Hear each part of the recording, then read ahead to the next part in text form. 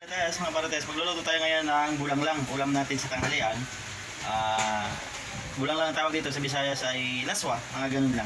Ang ating ingredients ay eto. Watch. Ayan po, kalabasa at saka sitaw, naimay ko na. Tapos talong at saka okra, yan. Pakukuluan na natin yan po sa luya at may timpla. Ayan po. Ito po, pinapakuluan natin ng tubig na may paminta, na may asin at saka may luya. Lagyan natin ng sibuyas, yan. Tapos lagyan din pala natin yan ng kamatis, wait lang. Ito po, lagyan din natin ng kamatis, yan. Para malasa, para manamis-namis ang ating at may kunting asim-asim, gawa ng kamatis. Ito po, kuluan na, ilagay na natin ang ating kalabasa at ang ating sitaw, pagsabayin na natin, yan. Medyo matigas kasi matagal maluto ang kalabasa at sitaw.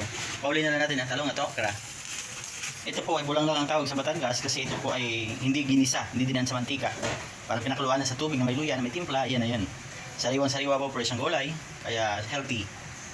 Takpan muna natin for a while. Ito po ay kulong-kulo na. Yan. Ngayon, lagyan na natin si talong. Yan. At saka si okra. Okay.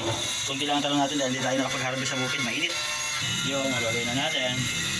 At mamaya-maya, titimusan natin ang lasa kung okay. Tama lang, manamis-namis. Takpan muna natin ulit. Ito po, buksan na natin. Luto na ito.